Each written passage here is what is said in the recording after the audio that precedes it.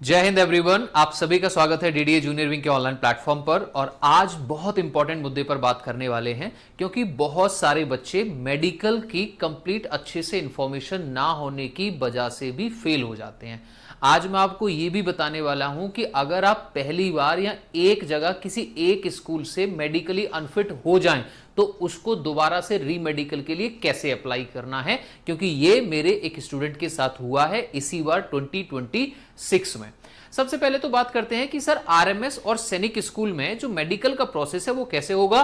भैया सबसे पहले आपके एप्लीकेशन फॉर्म आए, आपने एप्लीकेशन फॉर्म को फिल कर दिया, उसके बाद आपका रिटन एग्जाम हो गया और रिटन एग्जाम के बाद में आपकी लगी कट ऑफ, या तो आप इसको कट ऑफ कह लो या सैनिक स्कूल में बोल दो कि सर हो सकता है काउंसलिंग राउंड 1 या राउंड 2 में आपको कोई एक स्कूल अलॉट हुआ।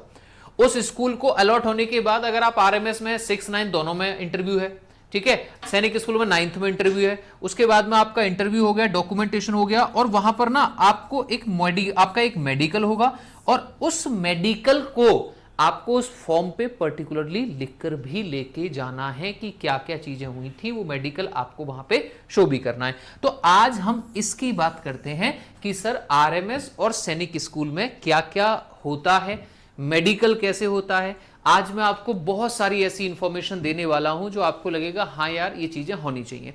सबसे पहले बात करते हैं हेयर की। हालांकि मेडिकल में ये सबसे ऐसी चीज है कि सर इसको क्यों बता रहे हो। हेयर से मेरे कहने का मतलब है कि आप जब मेडिकल के लिए जाएं तो वहां पर एक अच्छा इंप्रेशन पड़ता है डॉक्टर पे, आपके हेयर प्रॉपर कट होने चाहिए।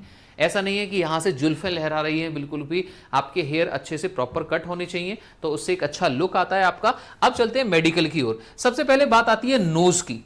आपकी जो नोज है या नसल कैविटी है उसका इंस्पेक्शन होगा, किसी भी तरीके की कोई एलर्जी नहीं है। नेक्स्ट आपकी बात होती है थ्रोट की। थ्रोट से क्या होगा, आपकी जो पिच होती है ना बोलने की, उसकी बिल्कुल आप वहां पर जिसको चेक होगा, थ्रोट का चेक होगा। देखो जो ENT होता है यानी कि आईज, नोज एंड थ्रोट, तो थ्रोट का वहां आपका मेडिकल में बिल्कुल प्रॉपर चेक होगा, कितने जैसे कितनी पिच से आवाज बच्चे की निकल रही है या किससे नहीं निकल रही है। नेक्स्ट बात होता है आपका टीथ का। टीथ का बिल्कुल प्रॉपर चेकअप होता है।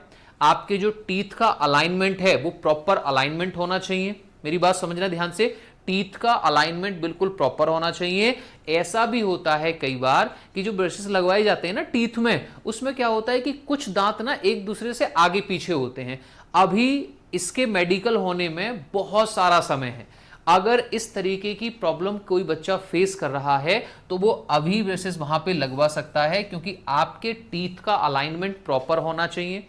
दूसरा, ये टीथ में ये चेक करते हैं कि भैया कोई टीथ ऐसा तो नहीं है जहां पे कीड़ा लगा हुआ हो या कुछ बीमारी या कुछ परेशानी, कोई इन्फेक्शन हो रहा हो जिससे कि वो आने वाले समय में खराब हो सकता है पूरा, वो यहाँ पे प्रॉपर चेक होती है।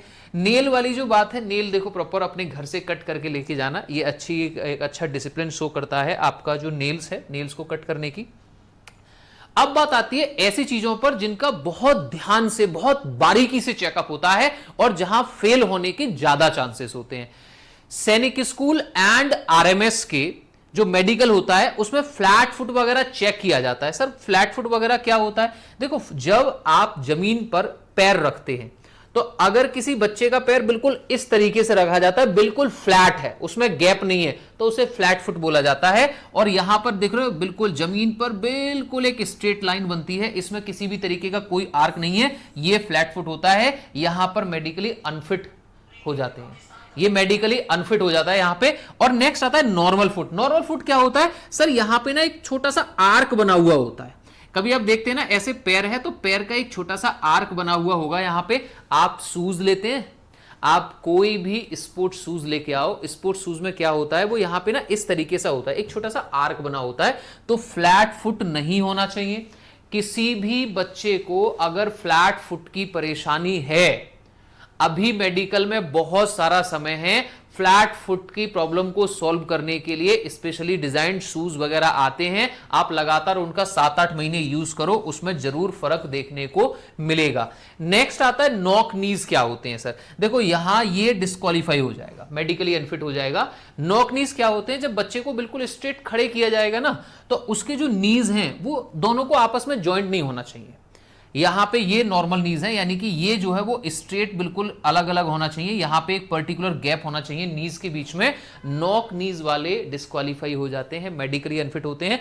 प्लस दूसरी बात ये है कि सर ऐसे नीज नहीं होना चाहिए, प्लस बहुत ज्यादा ऐसे गैप भी नहीं होना चाहिए, ऐसे भी नहीं होना चाहिए कि इस तरीके से नीज इस तरीके से आ रहे हैं फुट आपके, तो नॉक नीज नहीं होना चाहिए। प्रॉपर आपका ये है। इसके लिए भी एक्सरसाइजेस होती हैं। आप किसी भी जो आपके कोई स्कूल में कोई पीटी टीचर हैं या कोई आर्मी में है या मेडिकल है, उनसे आप सलाह ले सकते हैं कि एक लंबे समय तक अगर एक्सरसाइज की जाए तो ऐसा नहीं होता कि बहुत ज्यादा सीवियर कंडीशन है वो ठीक हो जाए, पर 19-20 का फर्क बिल्कुल पड़ता है देखने को। तो नॉक नीज आपके नहीं होने चाहिए। अब बात आती है सर आईज की।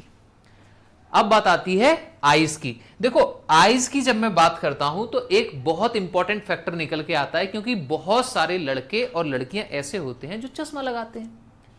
और अभी 2026 में मेरा एक स्टूडेंट था, उसका एडमिशन हुआ है सैनिक स्कूल में, जो चश्मा लगाता है। देखो उसकी ना कुछ कंडीशंस होती हैं। ये बात मैं बिल्कुल जरूर बोलूंगा कि अगर आप आईज की बात करते हैं तो ठीक है भैया, बिल्कुल 6x6 आपकी आंखें होनी चाहिए, ठीक है, कोई दिक्कत नहीं है। पर वहां पे ना कुछ फ्लेक्सिबिलिटी आपकी होती है कि वहां पे अगर 1.5 तक है तो आपकी जो आईज हैं वो चल जाएंगी। इसी साल की बात कर रहा हूं, एक बच्चे को कोडाकू से मेडिकली अनफिट किया गया आईज की वजह से। वो स्पेक्टिकल्स लगाता था, तो उसने दोबारा से रीमेडिकल के लिए अप्लाई किया और उसका दोबारा से रीमेडिकल हुआ भी। तो आईज में जैसे बोला जाता है कि सर चश्मा लगाते हैं तो एडमिशन हो ही नहीं सकता, ऐसा बिल्कुल भी नहीं है। चश्मा लगाने के बहुत सारे कारण होते हैं, ठीक है, स्पेक्स लगाने के बहुत सारे कारण होते हैं। किसी को बहुत ज्यादा पढ़ाई कर रहा है, कोई बच्चा उसके सर में दर्द रह रहा है तो ब्लू रेज वाला चश्मा लगा दिया। एक नॉर्मल डॉक्टर ने छोटा सा चश्मा लगा दिया कि यार इसकी जो आईज है ना वो 0.5 है, तो 0.5 यहां पे कोई असर कोई फर्क डालने वाली नहीं है आपके मेडिकल के लिए। बट हां, अगर आपको समस्या है, फिर बोलूंगा अभी बहुत समय है, आप चश्मा प्रॉपर लगाएं, डेली लगाएं और लंबे समय तक लगाएं। दूसरा अब बात कर देते हैं कि सर आईज के टेस्ट में आपका एक कलर ब्लाइंडनेस भी आता है। कलर ब्लाइंडनेस बिल्कुल इस तरीके का एक पेज होता है, उस पे किसी एक कलर से बहुत सारे डॉट बने हुए हैं और उसके बीच में एक नंबर बना हुआ है। वो क्या बोलते हैं कि आपको इस कलर में कौन सा नंबर लिखा हुआ है ये आपको दिखाई दे रहा है या नहीं दे रहा है, या दूसरे वाले में कौन सा नंबर लिखा हुआ है, 12 है या 74 है ना। जिनको कलर ब्लाइंडनेस होती है ना, वो दो कलर में डिफ्रेंशिएट नहीं कर पाते, उन लोगों को ये कलर दिखाई नहीं देता। तो इसको तो आप अपने घर से भी चेक कर सकते हैं। अगर किसी को कलर ब्लाइंडनेस है, वो गूगल पे डाल दो कलर ब्लाइंडनेस चेकअप, तो वहां ऐसे बहुत सारे इमेजेस आ जाएंगे। जिसको कलर ब्लाइंडनेस होगी वो यहां इन दोनों कलर्स में डिफरेंशिएट नहीं कर पाएगा, ठीक है।